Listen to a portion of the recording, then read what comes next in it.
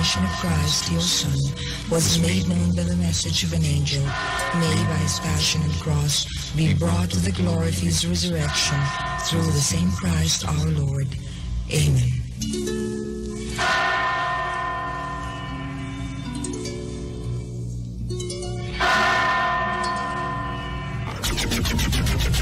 RPN Provincial Stations: DZBS Baguio, DYKB Bacolod, DXXX Zamboanga, DXKO Cagayan de Oro, DXDX General Santos, DYKC Cebu, DZKI-IRIGA, DXKD Dipolo, DXKS Surigao, DXKP Pagadian, DXKT Davao, at DZRL Bata. RPN Provincial Stations. CNN Philippines are sa RPN-DZKI-IRIGA alas 6 hasta las 7 ng manggi, Lunes hanggang Biyernes. CNN Philippines are.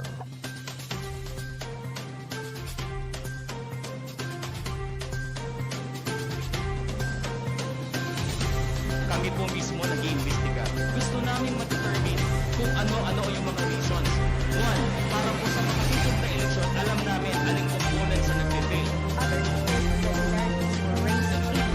Other supposed irregularities were raised, including the alleged involvement of Chairman Saidamen Pangarungan in local contests. The camp of Roberto Uy, a congressional candidate in Zamboanga del Norte, accuses the Comelec chief of blocking his proclamation on Wednesday night. In a statement, Uy's lawyers claim an overreach on the chairman's part to call up the provincial election supervisor and says it's supposedly because of his rival's pending case before the poll body. This is unheard of, that proceedings may be stopped just by a mere phone call coming from an unverified person. And it's being prevented from actually being proclaimed as such just because of a case where it is not even a party. Comelec officials declined to comment, citing the pending case. Uy's rival, Romeo Haleshos, has a petition to secure the votes from his namesake Bet, and that could put him in the lead. Pangarungan also addresses claims by the camp of a mayoral bet in Bayang, Lanao del Sur, alleging conflict of interest when he appointed a local Comelec official to oversee polls in 2 Lanao del Sur towns where his brother and nephew are running. In a statement, Pangarungan calls the accusations baseless, saying there's no need for him to inhibit from any discussion on the conduct of the polls in his home province. Melissa Lopez, CNN Philippines. In the meantime, the Comelec says it awaits full reports on poll-related violence, but notes the ballot-tearing incident in Cotabato City was likely above board as spoiled ballots were being destroyed. The poll body adds those with doubts on the conduct of elections should file petitions for appropriate action. Winning senatorial candidates could be proclaimed early next week. Comelec had initially scheduled a proclamation for the top 12 senatorial bets, as well as party list groups this Sunday. Paolo Barcelon joins us live from the National Board of Canvassers site in Pasay. Paolo, why would there be a delay? Pia, that's because the Comelec is still unsure if the pace of canvassing will allow them to meet their proclamation target this Sunday. Acting Comelec spokesperson Rex Laudianco says they also still have to check if the results from overseas as well as votes from the special elections in Lanao del Sur will have an impact on the overall results. Look at our bar na po ngayon. It's 82 out of 173. We would be canvassing the remaining COCs. Meron lang po tayong konting hihintayin. Laudianco adds there is a possibility that the 12 winning senators will be proclaimed first, pending the final computation of party list results. The poll body says it will first gather all votes cast for the party list elections and check which among them have made the 2% threshold for a guaranteed House seat. Laudianco assured the public that all 63 party list seats will be filled up. In the meantime, the poll body says it will follow COVID health protocols in the proclamation ceremonies. Winning candidates will only be allowed a handful of people to accompany them on Proclamation Day. Pia. Paolo, do we have an update on the second partial and official tally of votes for the Senate and party list? Yes, Pia, these numbers just coming into us a little over half an hour ago. According to the latest partial and official tally from the Commission on Elections, actor Robin Padilla leads the senatorial race with over 13.2 million votes. Next is Loren Legarda with 12,290,805 votes. And third place is Rafi Tulfo with 12,223,867 votes. They are followed by Win Gatchalian at the 4th spot, Cheese Escudero at number 5, 6th spot is Alan Peter Cayetano, 7 is Mark Villar, 8th spot is Mig Zubiri, 9 is for Joel Villanueva, the 10th spot is for JV Ejercito, 11th spot is Risa Honteveros, and the number 12 spot is for Jinggoy Estrada. Now, far behind are Jojo Binay at number 13, Gibo Chodoro at number 14, and Herbert Bautista at number 15. As for the party list results, Pia, we also have them by rank now. ACT CIS party list leads the pack at over 1.1 million votes, followed by Ako Bicol political party with 513,000 plus votes. They are followed by One Rider party list, the 4-piece party list, ang Probinsyano, Sagip, Sibak, Ako Bisaya, Probinsyano Ako, and Tingog Sinirangan at the number 10th spot. Pia. Paulo Barcelon there reporting from Pasay. Now, while the official canvassing of votes has yet to finish, pending his imminent proclamation as president, Bongbong Marcos has already appointed his running mate, Sara Duterte, to a cabinet position. Our correspondent Rex Remigio tells us more. Bongbong Marcos and Sara Duterte were still campaigning for Monday's elections last Saturday. But on Wednesday evening, Bongbong declares Sara has already accepted his offer to be Education Secretary in his cabinet. Marcos earlier said the outgoing Davao City Mayor wanted to be Defense Secretary. He did not explain the change of plans for the presidential daughter, saying that he still had little to share. He also did not entertain further questions after his brief address. Bongbong did explain why Sara got the DepEd post. Tinanong ko sa kanya kung kaya niya yung trabaho dahil mahirap ang trabaho ng Secretary of Education. Pero nag-agree naman siya at palagay ko kasama na diyan dahil she is a mother and she wants to make sure that her children are well trained and well educated, and that's the best motivation that we can hope for. The Alliance of Concerned Teachers criticized Sara's designation to be the next education chief. The group showed photos when she punched a sheriff a decade ago. They also shared a meme of Duterte saying that all candidates lie and that honesty is not an issue.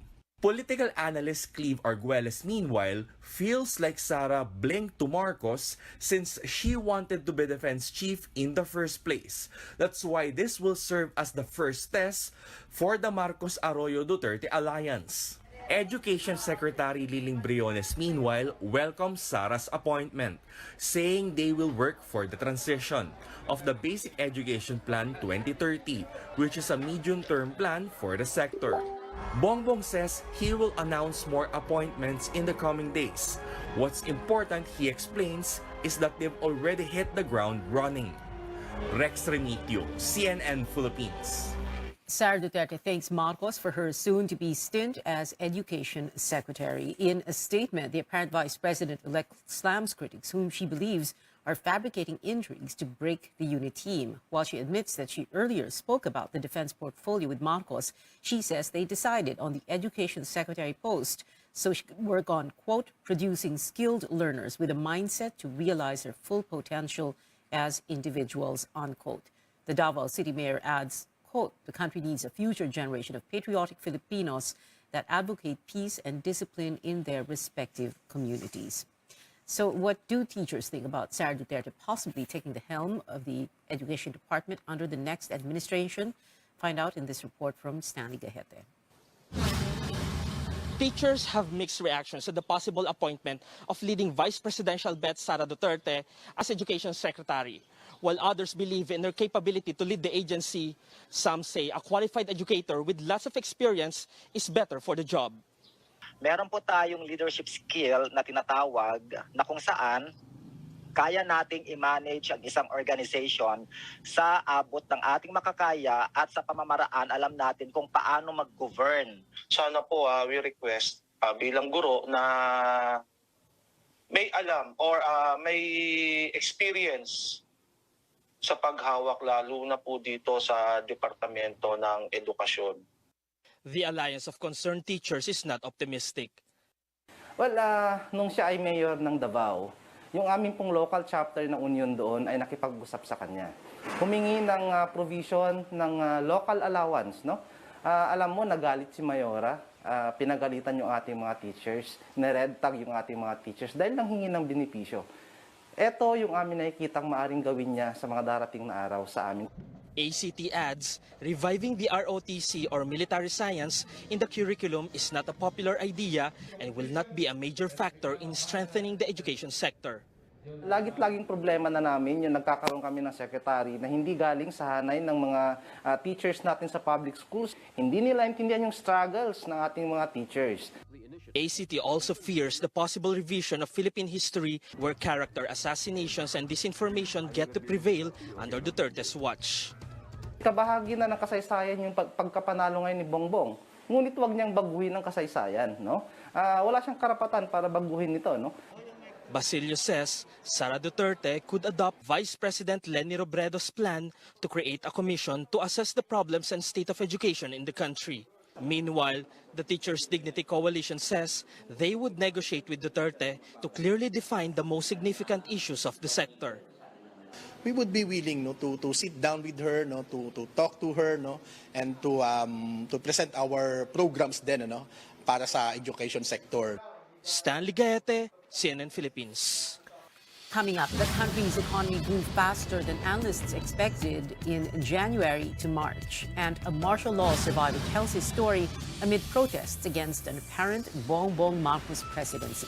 Stay tuned to CNN Philippines.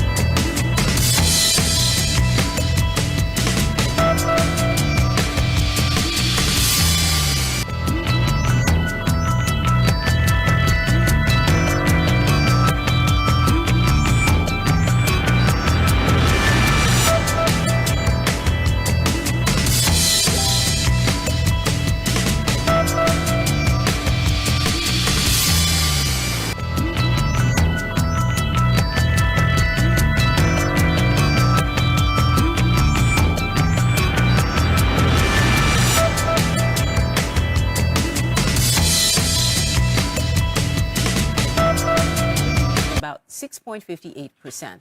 The growth outpaces the 3.8% contraction in the same quarter last year and the 7.8% in the last 3 months of 2021.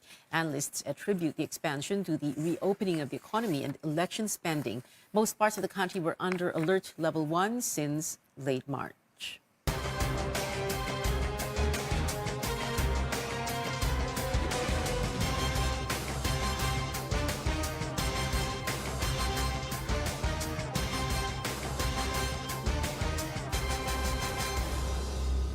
The COMELEC-accredited citizens arm PPCRV releases the match rate between physical and electronic election returns to check poll integrity. But even before that, the watchdog has maintained that it did not find any irregularity or discrepancy in the partial and unofficial count. Tristan Odalo joins us live from the PPCRV Command Center at the University of Santo Tomas in Manila. Tristan? The PPCRV maintains that they don't see any irregularities or discrepancies in the results of the May 9 polls. That's according to the ongoing validation and matching of physical election returns comparing to the electronic ones. So far, the PPCRV has received 24,620 election returns. That's those returns came from NCR, Luzon, and the Visayas. So far, at least 16,000 have been validated and matched. The matching rate of the 16,820 election returns is at 100%. Take note that this is just the first round of matching rate between physical and electronic election returns, 16,000 out of the expected 107,785. It also invited experts from universities including Ateneo de Manila University and the University of Santo Tomas, which also found no anomalies in the pattern of poll results. Transmission arrival analysis done by Ateneo de Manila University's Math Department says the computed ratio being similar to each other is not unexpected. The University of the Philippines School of Statistics also says that the 68-32 ratio of votes in the presidential race is not tantamount to irregularity and could not be used as evidence of poll cheating. A team of experts from De La Salle University is also conducting their analysis today, according to PPCRV. So much fake news happening. We're very, very peaceful, organized. People are generally happy. Young volunteers are happy to give their time. Nothing unusual. We would flag it, of course. So let's please ask our public to stop spreading fake news. As you can see, and in fact, we're going to open more seats for observation so that people can see that the work is ongoing. This 68-32 pattern, consistently 47%, is something that may be regarded as irregular. And I will say factually that it is not necessarily something that can be considered irregular. In fact, it can be considered normal. It depends on how the votes are transmitted. Given that they're operating 24/7, PPCRV is hopeful that they will finish validating the physical election returns, hopefully by this weekend. Back to you, Pia. Tristan, what about volunteers? Does PPCRV still need more, and what do volunteers there need? Well, according to PPCRV Chairman Myla Villanueva, they're still in need of at least 300 volunteers to participate in the command center, especially during 12 midnight to 6 a.m. or the so-called graveyard shift. And let me just share to you that earlier, Archbishop Socrates Villegas also went here and visited the command center, and he was overwhelmed by the volunteerism, especially from the young people. Let's listen in. Di namin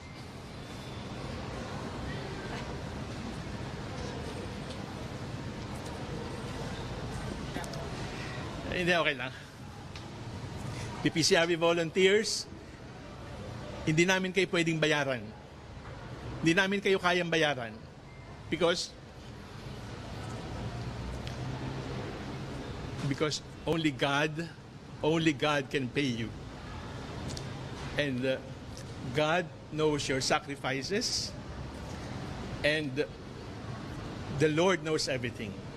Pagsilbihan ninyo ang Diyos sa pamamagitan ng pagmamahal sa bayan.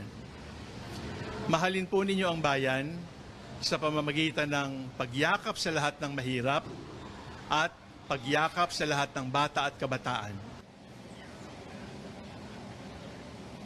Earlier, we've seen volunteers still coming in here at UST, and then those who want to volunteer can register online and do walk-in. All they have to do is to bring their vaccination cards. Back to you, Tia. Tristan Odalo there, reporting live from PPCRV's Command Center at UST in Manila. Malacanang forms a transition team less than 2 months before President Rodrigo Duterte steps down from office. Executive Secretary Salvador Medialdea will head the transition committee. Members include Foreign Affairs Secretary Teddy Boy Locsin, Finance Secretary Carlos Dominguez, Budget Undersecretary Tina Rose Marie Canda, and Socio-Economic Planning Secretary Carl Chua. We will work closely with the representatives of the incoming administration to ensure a peaceful and orderly transfer of power. Since we still have no proclaimed winner, official talks need to be put on hold for the moment. But preparation on our end need to begin. We, after all, have more work to do. Mr. Duterte is thanking the Commission on Elections, poll workers, and volunteers for the clean and orderly conduct of elections. The president says he will congratulate the winners once they have been formally proclaimed. Mr. Duterte's successor will only be proclaimed after Congress finishes its official canvassing for the presidential and vice presidential race. The next president will begin his 6-year term at noon of June 30th. The youth have begun taking to the streets to protest the apparent presidency of Bongbong Marcos. What does the return of the Marcoses to Malacanang mean for the Filipino people? George Quila spoke to a martial law survivor and youth activist under the dictatorship of Ferdinand Marcos. Bongbong Marcos has yet to be proclaimed as president. But left and right protests, both physical and online, are already happening. Even student councils of different universities are calling on for academic walkout to oppose Marcos' leadership. 71-year-old Totoy Carlos says the active participation of the youths in social movements reminds him of his days as a young activist during the dictatorship of former President Ferdinand Marcos Sr. Carlos was detained and tortured during martial law. Si Colonel, binigyan kayo ng libreng pagkain. Tinapay, kape. Yan pa dyan. Pasalamat naman kayo. Sir, salamat po. Taka iniisip ko, kinulong ka, sinuntok-suntok ka, ngayon magpapasalamat ka, walang yung buhay to. After the successful People Power Revolution in 1986, the martial law survivor says the government has failed to make the Marcos family accountable for the corruption and human rights violations that they committed. The reason why another Marcos is now set to lead the country after 36 years. Hindi sila hinuli. Kung nahuli dapat yon, nilitis dapat. Ako sa tingin ko, hindi sila mag-a-apology. Hindi nila amin yung kasalanan nila. Bakit? Makukulong sila eh. While he continues to support democracy and anti-dictatorship causes, Carlos says with his aging body, it is already hard to participate in protests. But like what is written on his shirt, Makibaka, he says the struggle for change will continue for as long as the youths will be involved. George Cahiles, CNN Philippines. A political scientist believes Marcos's arch-rival Leni Robredo will continue to be a figure of the opposition in the coming years. But with only one winning candidate in the senatorial race, how will the opposition fare in the next Congress? Amor Santos reports. The last woman standing among the opposition senatorial candidates. Senator Risa Honteveros is poised to be re-elected under the 19th Congress, but with no clear allies in the minority. Senate Minority Leader Franklin Drilon is retiring. Senator Laila de Lima lost her re-election bid, while Senator Kiko Pangilinan has fallen behind leading vice presidential candidate Sara Duterte.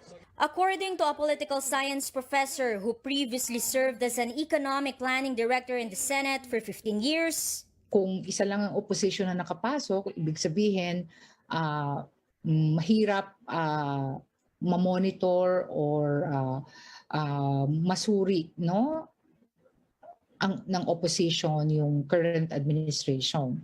Ngunit hindi natin alam, baka may ilan ding senador na sumapi kay Risa Honteveros bilang member ng minority sa Senate. Senator Coco Pimentel, son of the late Senate President Nene Pimentel, who founded the ruling PDP Laban Party, has protested the other faction's endorsement of Bongbong Marcos for president.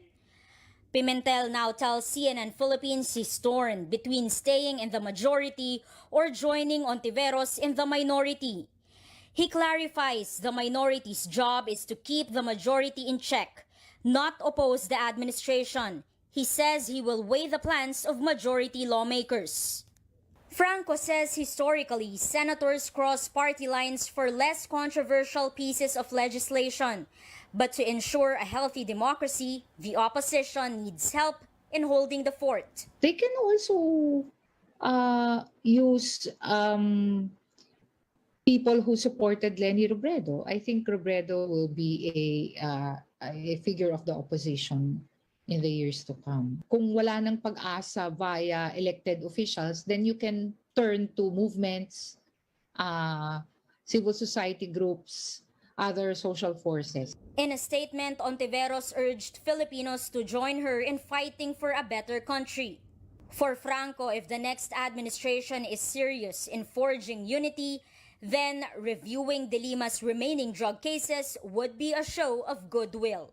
I'm not saying that it would resolve everything, no? Kasi mahirap na meron din kasing pinangahawakan yung opposition as to why they don't like Marcos Jr. Diba? It has something to do with not taking responsibility for what happened during the martial law period. Amor Santos, CNN Philippines.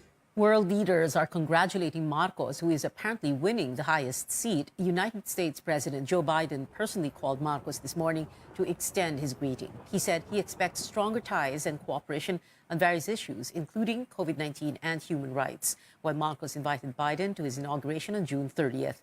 The late dictator's son faces the risk of being required to appear in court if he enters the U.S. because of a contempt judgment against his family. Chinese Ambassador Wang Xilian has paid a courtesy visit on Marcos to congratulate the former senator. Wang said they look forward to working with the new administration, which they believe will bring Philippine-China relations to, quote, new heights. We'll take a short break, and when we return, what people are identifying as a missing Picasso painting resurfaces in new photographs from inside Imelda Marcos's home. Plus, the Southeast Asian Games officially open tonight. We'll update you on the country's medal tally this early on. You're watching Newsnight.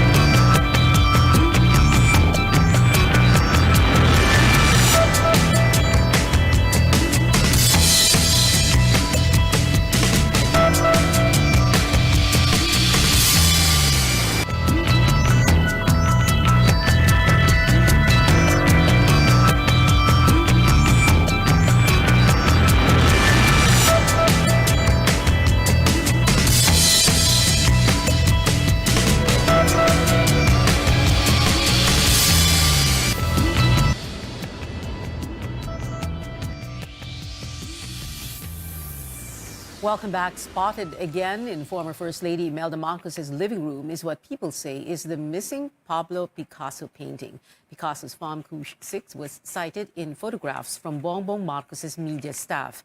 Andy Bautista, former chairman of the Presidential Commission on Good Government, which was tasked to go after the Marcos's ill-gotten wealth, commented on the sighting. He said, quote, "Please seize it for the Filipino people while you still can," unquote. The director of the documentary, The Kingmaker, where the painting also surfaced, tweeted, quote, "Picasso is back. It is unclear if the piece is an original or a replica." Marcos' spokesperson has not responded to our request for comment. In sports, the Southeast Asian Games in Vietnam formally opens tonight. Pole vault sensation EJ Obiena will bear the Philippine flag at the opening ceremony at Median National Stadium. But even before this, Team Philippines has already bagged multiple medals. Kickboxers Honorio Banario and Emmanuel Cantores earned bronzes, but after winning semifinal matches, at least 6 kickboxing athletes are assured of at least silver medals. On the SEA Games official opening, the Philippines already has 13 medals under its belt, 1 gold, 5 silver, and 7 bronzes. And that is it for now. Join me again on news.ph at 7 p.m. I'm Pia Honteveros for Newsnight, where we go above and beyond the headlines.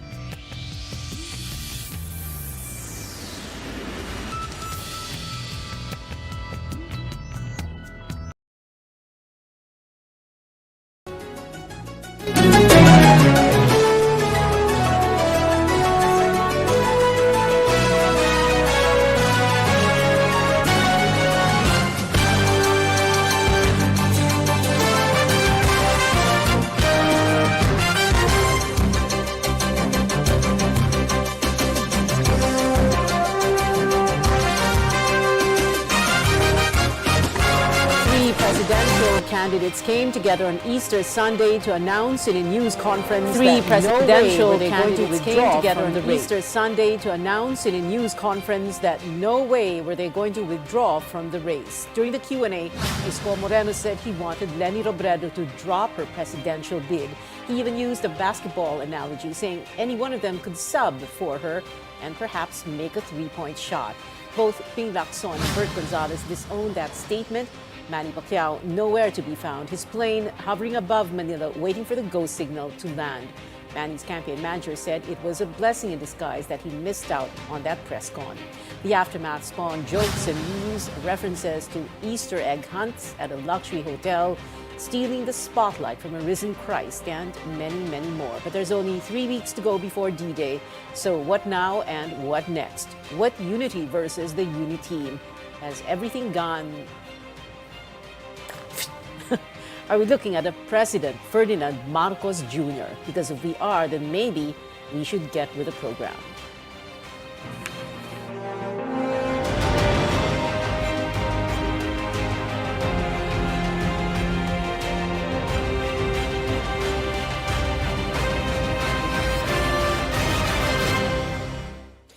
Good evening, I'm Pia Honteveros. Welcome to your weekly political appointment fix, politics as usual. The press con indirectly endorsed Mayor Isko Moreno, but unwittingly reinforced a potential Marcos victory. No? But at this stage, their combined survey average is between 5 to 6%. No?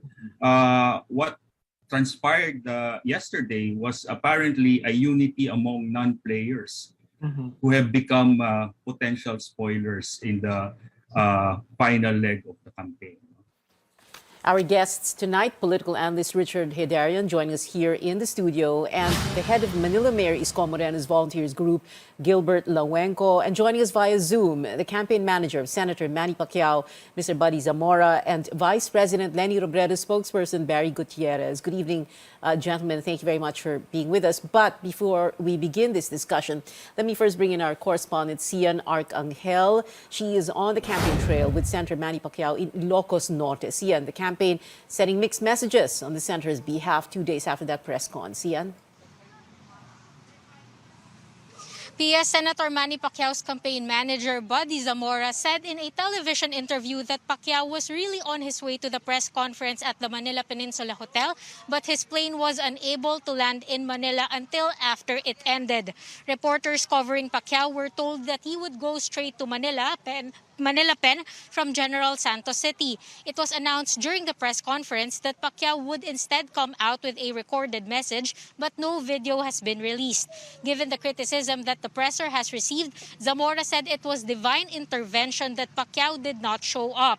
But Pacquiao's running mate, Buhay Party List Congressman Lito Atienza, insists that the senator actually never planned on going to the Manila Pen. Pacquiao has yet to speak about his absence at the press conference. Yesterday, he attended a prayer meeting in Marikina, but this was closed to the media. We managed to record Pacquiao coming in and out of the church, but we were not allowed inside and there were no opportunities for an interview. Pacquiao did not have any public engagements today, and his team said that he was busy having meetings at his home at Forbes Park. Pia? So, Cian, tell us more about the take of Senator Pacquiao's campaign manager. Pia, Buddy Zamora said in the television interview that he was relieved about Pacquiao's absence given that the presidential candidates who attended the press conference were heavily criticized. Some have questioned why the male candidates were seemingly ganging up on Vice President Leni Robredo, who was not at the Manila Pen and is the only female presidential bet. Zamora said Pacquiao simply wanted to reiterate that he was not backing out of the presidential race had he been at the press conference. Pia? Sian, what does Zamora, Mr. Zamora, who by the way is our guest tonight, say about Isko Moreno's call for VP Robredo to withdraw? Pia, Zamora says that Pacquiao is not in favor of anyone backing out of the presidential race. Tomorrow, we expect Pacquiao to finally break his silence about his absence at the Manila Peninsula press conference when he campaigns here in Ilocos Norte. Pacquiao is expected to have a full day ahead with motorcades scheduled across 8 towns and a grand rally that will be held here at San Nicolas Plaza. Pia? Sian Arcangel reporting live from Ilocos Norte. Well, let's now go to our guests. All right, where do we begin? We have a lot to talk about tonight. Let's start with this. No? Did you all have a restful Holy Week? Barry, you first, very quickly. Well, I was having a restful Holy Week until Sunday. Until Sunday morning. Then all of a sudden, I had to watch a press conference. But yeah, okay. Generally, it was more restful than it has been at any other time in the last 6 months. So, we should be grateful for, small blessings. Oh, interesting yung sagot mo. Babalikan natin yun kasi it shows when you knew what was going on. But anyway, Sir Buddy, how was your Holy Week? I had a fine Holy Week. Spent my time playing golf, my golf course in Puerto Azul. Mm-hmm. So I played Thursday and Friday. Okay. Gilbert Lauenco? Well, obviously, I did not have a restful Holy Week. Because even during the Holy Week, we normally have meetings with other people. And on that Sunday, of course, definitely, it was not a restful day for me. Yeah, and I guess hindi din restful yung Thursday, Friday, Saturday mo dahil yes. pinaghandaan nyo yun, ano? Okay. And Richard? Well, I mean, I'm quite workaholic, so I observe my Sabbath very strictly, right? So kaya hindi ako pumatol sa Twitter or anything like that. Sabi ko, patulan ko yan sa Monday. And since then, hindi pa tapos the fallout. Yeah. Okay. Ade, patulan na rin natin ngayong gabi. So, you didn't think I'd start with that question because, the usual peace and quiet of an Easter Sunday, when I say usual, no, we're used to that kasi, shattered by this, pasensya na, shattered talaga, by this Easter egg hunt. Sorry. Easter Sunday press conference that never was. So let's have Gilbert first, explain this to us on behalf of his principal. And by the way, disclosure, Gilbert and I are college batchmates at the Ateneo. So Gilbert, kaya mo yan ipaliwanag sa amin? And like we Ateneans say, one big fight. Go ahead. Well, yes, actually, the primary purpose of that press conference is very simple and straightforward. It was a response to repeated and increasing calls for all the candidates there to withdraw in favor of Robredo's favor. Yes, in favor of one candidate. So this discussion started way back, but then there was an agreement between all the candidates in question to issue a press statement stating, number one, they will not be withdrawing, that they will continue to fight till the end, and number two, they are uniting for a clean and honest election with specific statement na there should be no irregularities and that they will respect the sanctity of the election. And that was the primary goal of that particular press conference at that particular time. But two things, in the last few weeks, that was what your principal, what Senator Ping, what everybody else was saying. Yes. Di ba? Yes. In press conferences, in ambush interviews, even on Twitter, yan din naman ang sinasabi. Why the need to call a press conference like that? Because although they even if you have to emphasize something, yeah. Like people say, why don't you just tweet, send out an email, post on Facebook, Instagram, TikTok, even. Yeah. The rationale was there was already statements to that effect that we will not be withdrawing, but the statements or the call for withdrawal still came on repeatedly, and it was an increase in nature. So they decided perhaps a press conference would say, sorry, don't factor in us withdrawing in your campaign strategy was in order. That was the rationale behind it. So they wanted to make it as official and as in a united front to once and for all stop all the speculations Well, that was the rationale for that press conference. Yeah, you wanted to stop the speculation, Yes. but it didn't stop. And now, Well, para bang nangitlog tuloy, hindi ba? But anyway, babalikan natin yan. Let's go to Sir Buddy Zamora, who is campaign manager for Senator Manny Pacquiao. Joining us again, like I said earlier, via Zoom. So, Sir Buddy, nakahinga pala kayo ng maluwag, no? Because as you've been widely quoted, you're very relieved that Senator Manny did not join that press conference. Can you explain to us more why? Well, we were surprised that there was going to be a press con that Sunday noon, because this was arranged between Senators Lacson and Senator Pacquiao. We were quite surprised that to find out that there was going to be a press con to be held in Manila Pen. But we were aware that Senator Pacquiao had said yes to attending the press con. So he was really on his way from Jensen to Manila to attend the affair. Unfortunately, they're forced to go around for almost an hour in the air. And upon landing, they were even forced also to delay their taxi due to the air traffic. So that led to the non-appearance of Manny Pacquiao in the the presser. Unfortunately or fortunately? Well, on hindsight, no, fortunately, but we didn't know what was to happen, because everything transpired between two senators while Senator Pacquiao was in Jensen, while the rest of us were all enjoying our Easter vacation. Well, when did you and the rest of the team find out about this press conference? Saturday night or early Sunday morning? I found out about it Saturday night. Okay. But they were planning it since when? Kailan pa pinag-uusapan ni Manny at ni Ping? That I don't know. Yeah. Okay. So hindi oo. Because yeah, ang sinasabi ng iba is that sadya na hindi nakarating si Manny Pacquiao. So sadya or nagkataon lang na hindi lang makaland ang eroplano? That's not true. I think you can check from the records that the plane was overhead for so long, for almost an hour. Yeah. So Manny was good with the statement that no, we're not withdrawing, but he did not agree with that statement that Isko Moreno came out with during the Q&A na pinapag-withdraw niya si Lenny. Yes, definitely. We do not agree on calling on anybody to withdraw. As I said, it's illogical for anybody to go this far and then withdraw at the very last minute. Yeah. Well, let's bring in Barry Gutierrez, spokesperson for the Lenny Robredo campaign.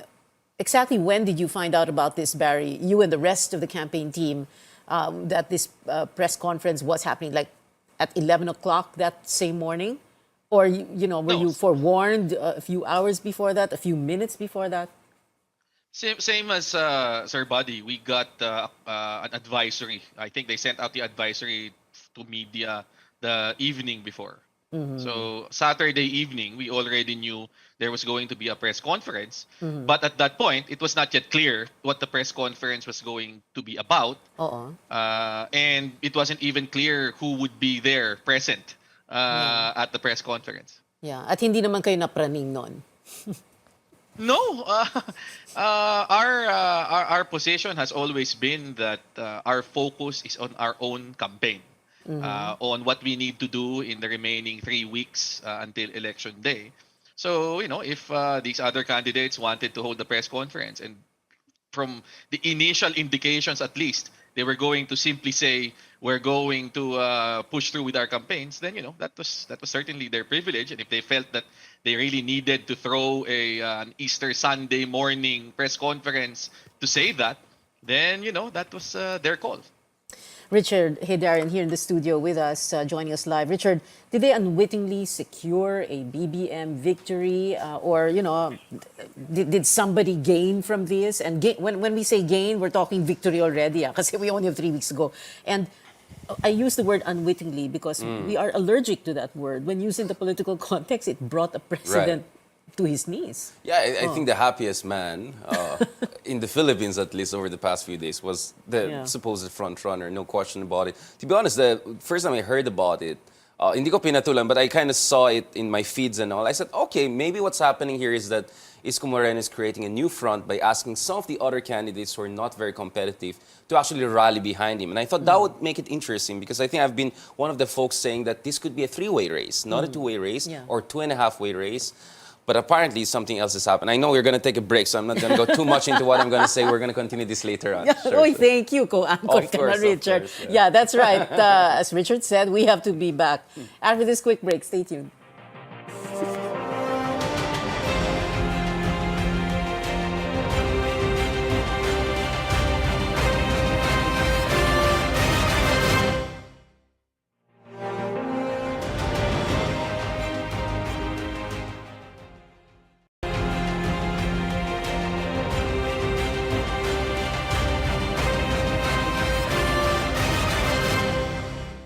Given the nature of our presidential elections, it's a winner-take-all contest. And obviously, the finals will be between the first and second placer. At this stage in the game, there's no room for third, fourth, or even fifth placer. Welcome back. This is Politics as Usual, your weekly political appointment fix. I'm Pia Honteveros, and join us tonight, my guest co-anchor, political analyst Richard Hidarian, the head of Manila Mayor Isko Moreno's Volunteers Group, Gilbert Lawenco, like I said, my college batchmate, and via Zoom, Senator Manny Pacquiao's campaign manager, Buddy Zamora, and VP Lenny Robredo, spokesperson Barry Gutierrez, talking to us, like I said, via Zoom. Earlier, we had Cian Arcangel from the Isko Moreno, from the Manny Pacquiao I'm talking, Manny Pacquiao campaign. Okay. Confusing, ang dami kasing kandidato. Dapat kasi dalawa na lang eh. But anyway, okay. Ibang issue yan. Ibang episode yan. Balikan natin si Richard. Richard, continue what you were saying. That's good. Yeah. No problem. You can pass over me if you need that. No. I don't want to get into the quagmire. No, I mean, going back to that, akala ko actually what could happen, I thought that would be a good strategic move by the Isko campaign is to ask let's be honest, Isko is administration friendly, but obviously a rival of Bongbong Marcos. Right. Bongbong Marcos got Sara Duterte on his side, but not President Duterte on his side. So I was thinking what's going to happen here is that Isko is going to get some of the other candidates who work in this administration, who are close to this administration, and who statistically do not have any chance to make it forward to rally behind him. It may be 1 point, 2 points, 3 points, but the multiplier effect, the prestige effect could be strong. I think that's what's going to happen. He could have gotten them to rally behind him if he had stuck to the script, diba? Right. No, just saying, we're not withdrawing. And then, we're for and my point is that and then period. I thought diba? it's going to be a unity kind of conversation. Paano Hindi na unity ngayon. Paano yun? I thought it was a unity, but paano ka naman mag-unity kung walang mag-withdraw? So I don't see it's like unity in not withdrawing. I just don't see what's going on. And it was just layers and layers of different messages. It was unfathomable, let's just say. And then the other thing was our number 3, 5, and number 12 asking number 2 to drop out and sub for number 2 versus number 1. I don't get the math, right? I just don't see the math. So there's so many layers to this that went completely against what I was expecting, because I really thought this is going to be an important strategic move.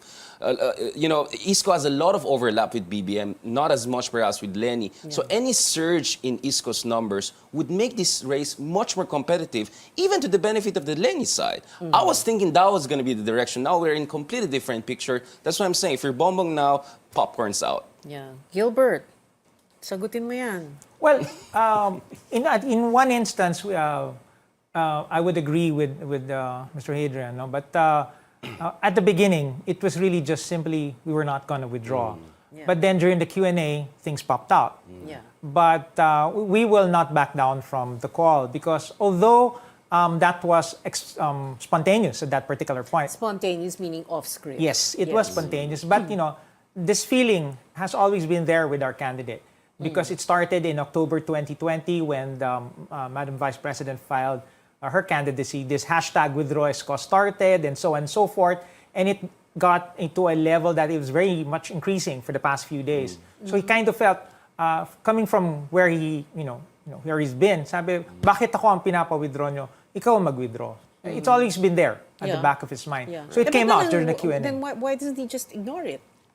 Which one? The question? The He's call very to transparent. withdraw. He, as you say, you see, he will tell you what he feels at that particular point. He's not going to cover it. So in that sense, but the problem nga was that he went off script, and therefore you lost control, right? No, because we always we always anticipate that our candidate will sometimes go off script because he's very transparent. He will tell you what he feels at that particular moment. He will not filter it for the sake of politics or campaign because that's who he is. Kung anong nararamdaman niya, he will tell you at that particular point. And he's not going to change for whatever Kanina you reason. said because it came up, no? And for a while, from different sides, no? Yes. Saying na, kasi kasalanan ng media yan eh. Bakit kasalanan ng media yan? Kayo naman yung sumasagot. Well, no matter what the media asks, I mean, it's up to the candidate to answer or parry the question, right? So why Well, I was not there when he answered kasalanan ng media, but knowing from his past responses, he normally says, well, it came out because there was a question, so I answered. So I think in that sense, that's what he wanted to say. It might not have come out exactly that way, but knowing him, he would say, well, the question came up, I answered the way I felt. That's how we would explain it. Okay. Let's go back to Buddy Zamora, campaign manager for Senator Manny Pacquiao. Sir Buddy, like earlier, no, we already said that hindi ito. No, we're going to Buddy, not Barry. Buddy Zamora. Yeah. Thank you, Direk. Let's go to Buddy Zamora. He's still there, right? I'm here. Yeah, okay. Well, sir, okay. Kanina, nabanggit na, no, na this is not something that Senator Manny Pacquiao agrees with, no? Ayaw naman niya na sabihin na mag-withdraw si Lenny. Can you explain to us more why that sentiment? And then we're going to ask other questions. Go ahead. What's the question again? This is not the call for Lenny Robredo to withdraw, which Isko Moreno made. Manny Pacquiao does not agree with that, right? Can you explain to us more why? Well, in the first place, I don't think she will withdraw. So what's the use of asking her to withdraw? Okay. And when Manny found out na yan ang nasabi ni Isko Moreno, ano yung sinabi niya? Well, he found out only after reviewing the videotape that was what Mayor Moreno was asking for. And what were his exact words? What were Senator Manny Pacquiao's exact words when he found out that was what was said? Well, we've always had friendly.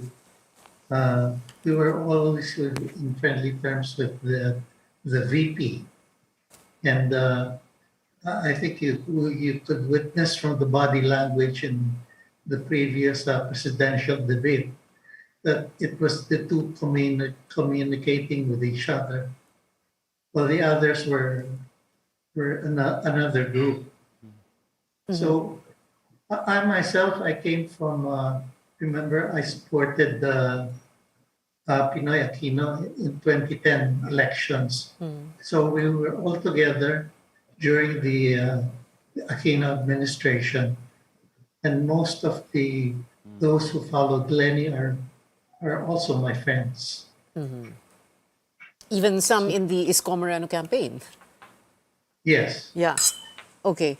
Barry, can you respond to that sentiment, no? Na this is something that, well, like Gilbert was explaining earlier, it was off script. It wasn't meant to be said at all. Although ito yung na-highlight sa totoo lang. And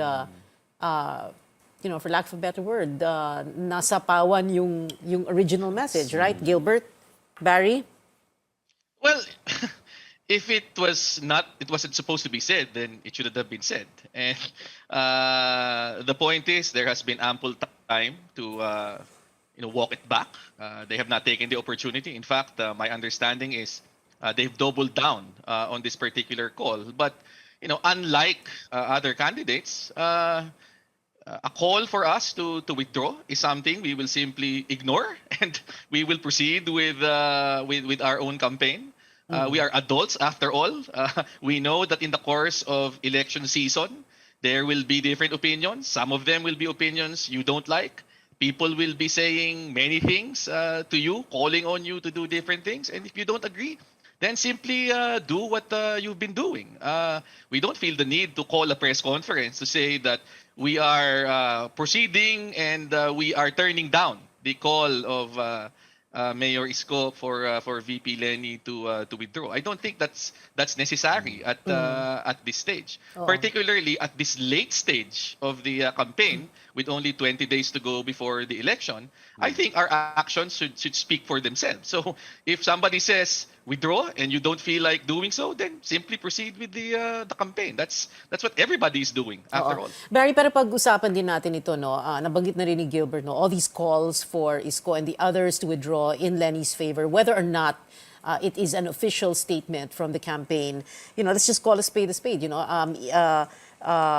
these so-called lone wolves, no, na out on their own, not necessarily authorized, so-called by the campaign, but talking to the different campaigns na mag-withdraw na lang kayo in favor of Lenny, who is number 2, etc., whether or not there is imprimatur from the campaign. And of course, pwede niyong i-deny yan eh. But this is what, in a large part, led to all this, no? All this talk about withdrawing in her favor. Well, let's be clear. There's only one person named who supposedly actually asked for a meeting with any of the 3 candidates who were present there on the Easter Sunday press conference. And we've already clarified that person was not authorized to speak for the campaign. But even the statements from Gilbert earlier, he was pointing to hashtags and statements on social media, which happened in October after VP Lenny filed her candidacy. So again, are we to be held to account for what people, individual netizens on Twitter or Facebook will express as their sentiment? I mean, this is a campaign. So part and parcel of it will be people, voters, Filipinos expressing their opinions on what the candidate should do. And I think that we should all be adults here and deal with these things in a professional manner. No need to actually throw a tantrum. No need to actually make a big thing out of it. If it's something that you don't agree with, then simply proceed with what you're doing. But definitely, this is not a case of us trying to pretend that we're not talking to them when, in fact, the fact of the matter is there have been no conversations, at least actively pursued by the campaign since October of last year. But part and parcel of the Lenny campaign is a very strong social media presence also. Don't deny that, Barry. Ikaw talaga. Well, true, More, sandali lang. We have to take a break. Sandali lang. More from our guests when we return. This is Politics as Usual.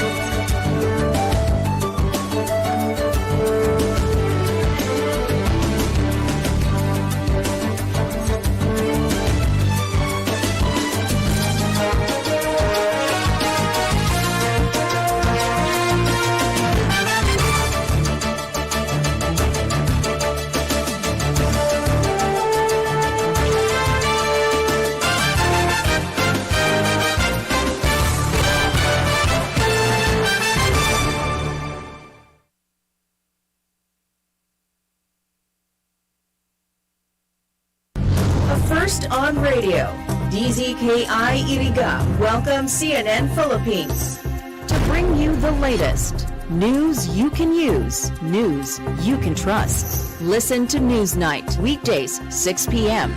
We now go above and beyond the headlines, followed by Med Talk Health Talk. We'll talk about how to keep ourselves healthy during the pandemic. Politics as usual. In this country, not everything really goes according to plan, and politics is, as usual, Up close and more. Catch CNN Philippines Hour on DZKI-IRIGA. Weekdays, 6 to 7 p.m. Kumakalat breaking tweet ni at hindi ito scam. All caps, gamot sa cancer? Question mark. Miracle tea exclamation. Mapa stage 1, stage 2, stage 100. First 100 emoji to DM will be healed with good hair. Huwag paloko, mag-fact check muna. Ang totoong balita, tunog tama, dapat tama. Isang paalaala mula sa KBP at ng istasyong ito. Click number 2. Order now. Arrow down. Arrow down. CNN Philippines R sa RPN-DZKI-IRIGA alas 6 hasta las 7 ng manggi, Lunes hanggang Biyernes. CNN Philippines R.